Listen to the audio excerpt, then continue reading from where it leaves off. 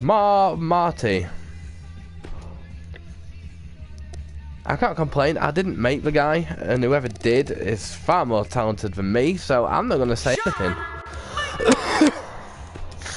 As that would just be rude. So, yeah, let's relive SummerSlam 1992. Don't change the channel.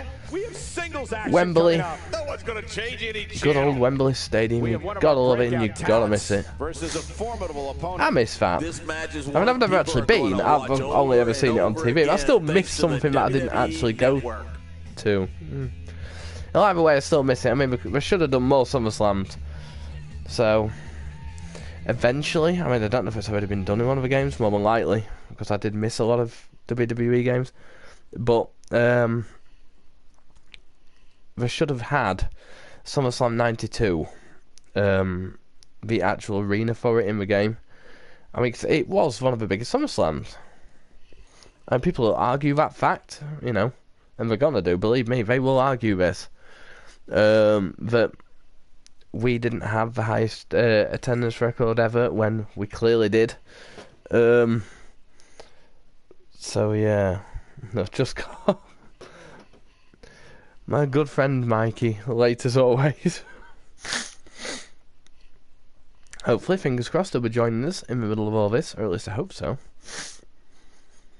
It'd be nice if you guys could actually hear him talking to me while I do this.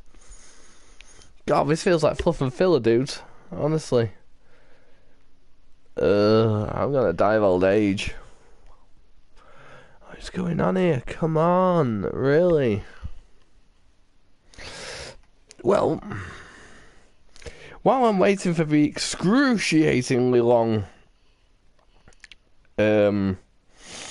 load up, which I'm probably going to die of old age before I ever get there, I will quickly just do it. Oh, typical, now it comes on. Really?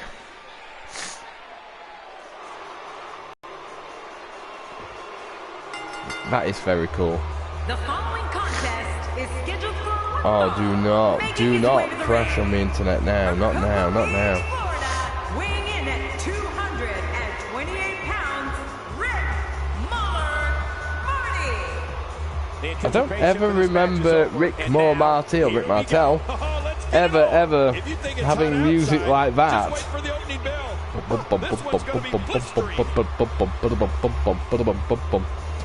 Yeah, because that happens a lot. Right, so while old Shawnee boy is doing his thing, as it were, let's copy that. Let's hope this works. Every single time I ever do this, it always fails miserably. And It really moved me.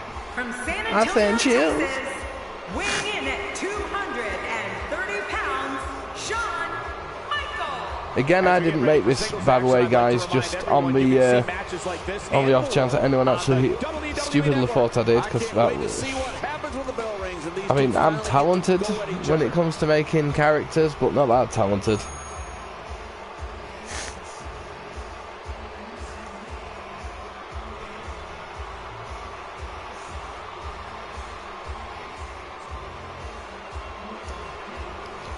Like I'm on Cloud 9. Sexy boy. Boy toy. Right.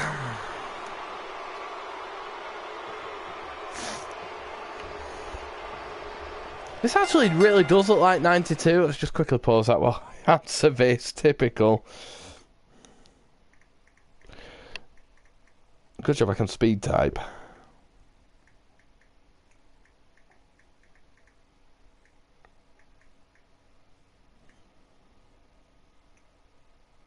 Typical, I'm writing it to the wrong person. I'm fairly certain my mother wants to know about me doing this.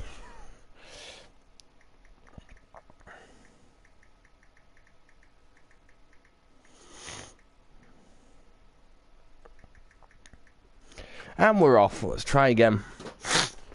Right, so where were we, folks? Yes, right, so SummerSlam 92. We could have really done with a Sherry outside the ring because, well, Sherry was fairly instrumental in pretty much this entire match. Anybody, well, I imagine most people probably remember the outfit she wore. SummerSlam 92, and she wore basically sort of like chaps with the ass cut out. I think every sort of boy who was anywhere between sort of 11 upwards probably remembers that for obvious reasons. Just reasons. Actually, this is glaringly bright. I feel like my face is glowing. I'm going to end up with a tan off the screen at this rate. I didn't actually realise it was going to be this bright. Bye, Sean. See you, Sean. Turn. Oh. That stop might have only lasted a second, but it's going to be felt tomorrow. That may be felt for a lifetime.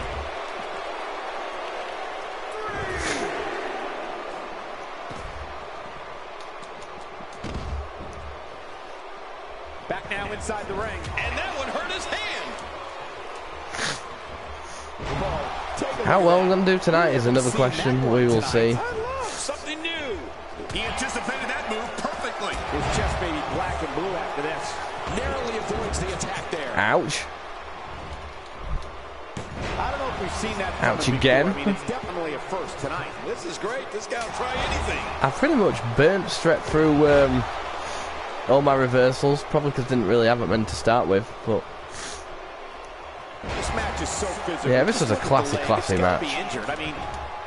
This is bad. I mean, I'll say one thing for SummerSlam 92, it was absolutely full of botchers. It was like one big hosh-posh of botchers. And for those who don't remember, the first, I think, broadcast match of the night was the Legion of Doom match. And that was absolutely comical.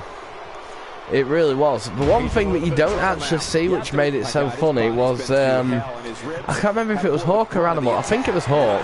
They both came down on the motorbikes, and they had Paul Ellering leading on his motorbike with that bloody puppet. What was that puppet called? Rocco. That were it. So yeah, they come down to the ring with Paul Ellering on motorbikes, and they all park up near the ring. Now, Animal parks his bike incredibly close to Hawk, and Animal gets off to his left, meaning that Hawk has to get off to the right because he couldn't get off to the left with the motorbike in there. As he gets off, what you don't see is he actually burns his leg on the exhaust pipe.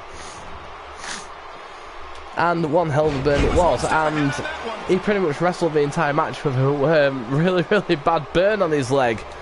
And from what I heard, it was pretty nasty as well, so nothing to be sniffed at. And that's why the adage holds true. There's a first time. You gotta feel sorry for the poor guy, I guess. Well, you don't have to, but you could. First time he's ever attempted this. So yeah, then there'll be multiple missed moves.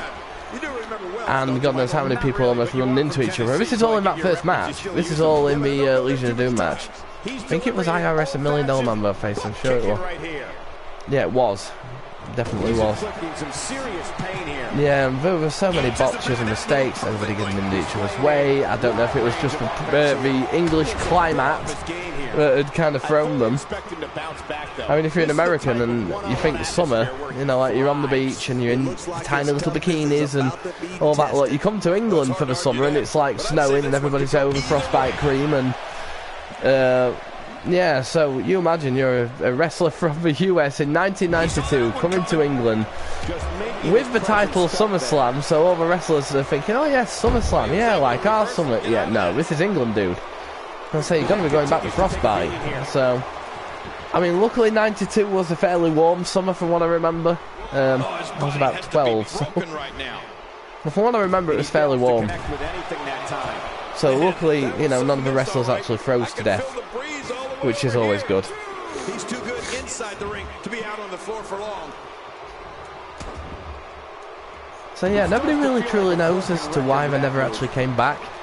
I mean, obviously they came back and did like little events, but we never got a major pay-per-view like that. And we had SummerSlam 92, it was a genius move, and depending on who you believe, I mean, the official attendance was 82,000. According to some, the actual attendance was closer to 90, or somewhere around there. So that doesn't sound still like it's record-breaking, but according to, I think it might have been Dave Meltzer or somebody like that, he was saying, well, a few times, that the WrestleMania 3 attendance, the Andre and Hogan attendance in Michigan, I think was exaggerated a lot. I think a lot of the numbers, I think it was meant to be 93,000 people they had, which was probably closer to around 90.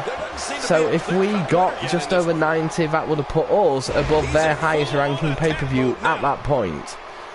And admitting to the whole world that the UK had just beat the attendance record for American wrestling.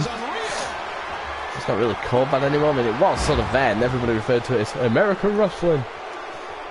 I mean, because you got the British wrestling, you got the old grannies in the bingo hall, sort of twatting somebody over the head with a handbag. Don't you hit my favourite wrestler? I love him. I'm not exactly sure if all the old ladies actually spoke like that, but in my version they do. Oh, he's such an handsome lad. You get off him or I'll twat you my handbag, you bastard. And that is, there is some truth to what I'm actually saying there. I'm not, you know, completely making this stuff up. I mean, I've heard many a tale of, there was a sort of like old market hall near the town where I live, and in the 60s and 70s they were using that market hall on the weekend for the wrestling, and a lot of the old ladies used to go to the wrestling. I mean, because I don't know why, it was just sort of wrestling, British wrestling especially, seemed to sort of go down well with the elderly ladies back then. So yeah, I remember my mum telling me all these stories of this old lady she used to work with, sort of, you know, very prim and proper, and she got a 2-week ban on multiple occasions for taking a handbag to the heels. If you were a heel, I mean, honestly, don't be afraid of sort of like the younger folk in the audience, be afraid of the old ladies with the handbags. I'm gonna twat you. You hit him with that steel chair, now you're gonna feel my handbag. It's got a brick in it. So yeah, there'd be like old ladies sort of taking garden bricks off the wall as she went down the road, you know, like whistling, with the little hat on and the bonnet and everything, and the little lapel badge and everything. Sort of taking bricks off somebody's garden wall, sticking them in a bag so it probably has more effect. I mean, you imagine, what's it called? The wrestler gets home to his wife or family or something like that. What match, love? Oh, you're alright. Are you okay though? That bruise on your face does really look nasty and you seem to be clutching those ribs. Did he hit you really hard? Did he botch your move? No, an old lady twatted me. Yeah, I can see that one. Explaining that. I got belted by an old woman. She didn't like the gimmick. I suppose there are any heels left. And this week we have no heels. It's all friendly wrestlers, so please don't get mad and please don't beat them with bricks. As you do. You have to wonder what's going through these guys' minds. I mean, you don't really get that now. You just get sort of instead you get fans hijacking the show. Which in very sort of, you know, certain circumstances I can understand hijacking a show, maybe. You know, for something ridiculous going on, but I mean, don't sort of hijack the show just because, you know, you're a bit bored. I mean, that is just like, it's a really, really lame thing to do. I know, this match is boring me. I'll hijack the show and start randomly cheering for, well, somebody who's never been cheered for before. You know when things have gone really, really bad because people start to cheer for JBL, then you know things have got really, really bad. Although he probably waits until the Raw after WrestleMania JBL and sits there and thinks, finally someone's going to cheer me. Guys, it sounds like we can all agree that was an extremely impressive Guess everybody win. wonders, I don't agree with the whole JBL bullying crap. I never will. I will never condone that stuff, ever. I mean, I know they say a lot of it's, you know, locker room hijinks, and unless you've been a wrestler, you don't understand, and... I mean, that might be the case, I don't know, but... I don't think it's, I don't think it's a cool thing to do, I just really don't. I mean, especially, I mean, for a lot of wrestlers, I think it would be a mistake for JBL to pick on most of the wrestlers now. I mean, do you think that JBL has ever gone up to Brock Lesnar and decided to pick on him? I mean, Brock Lesnar would probably chuck him through the wall or something. JBL would be pulling his head out of his ass. But no, nah, I don't agree with all this crap. You know, if you're gonna wrestle, wrestle. If you're gonna have a laugh with the lads or a little bit of hijinks in the locker room, fine. If it's gonna turn into full-on bullying, just don't, you know. But what do I know? I've not been a wrestler. Well, I will say one thing. I mean, I would assume that social media has probably made it a gazillion times worse. I mean, because half of his stuff probably went on... Well, it did. We know it did. I mean, a lot of the books I've read, you hear stories of this crap. Hugh Hefner. Who? Hugh Hefner? Don't ever remember him being in WWE. Fair enough. Keep him away from the divas. Guess if I spotted that guy there with the mohawk. That is one that my son made. My 5-year-old son thought that was a good idea and decided he wanted to call him Shawn Michaels, so who am I to argue? So Robert Gibson, good old Robert Gibson. Which way can we take this, guys? The Prince. Good old Macho. Now, I'm fairly certain that neither of... Oh, I'm fairly certain Macho Man, I don't think, ever wrestled in Mid-Atlantic, or did he? He might have done, actually. Fairly certain this match never happened. Certainly in these outfits, but... Oh, man. I can't wait to see these two go at it. Yeah, these are the days of wrestling. The tiny little promotions in the sort of like high school gyms and that kind of stuff, and you'd have like a crowd of about 200. Don't know if you have the old ladies in America, who knows? You might have done. I mean, that would have been good, wouldn't it? But yeah, I think the whole concept of old ladies getting into the ring and battering wrestlers with the handbag and with the brick. I mean, I'm saying the brick for comic effect. There is truth to that as well. Old ladies have been known to put bricks in their handbags and beat the wrestlers savagely with them. I didn't make that shit up. It's just usually it was like just a handbag or old lady taking a shoe off and hitting the wrestler in the head. I mean, the old lady I mentioned a few minutes ago, she was, from what I was told, 86. Now, this would have been the late 70s, and at 86 she climbs into the ring and wallops this, I can't remember which wrestler it was. It might have been somebody like Giant Haystacks or something like that. And she just gets into the ring and takes the bag to him, and it's like, oof!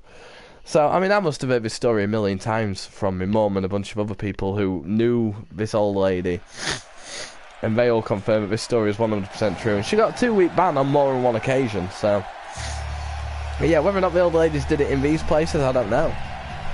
They might have done in America. They might have left the brick, I don't know.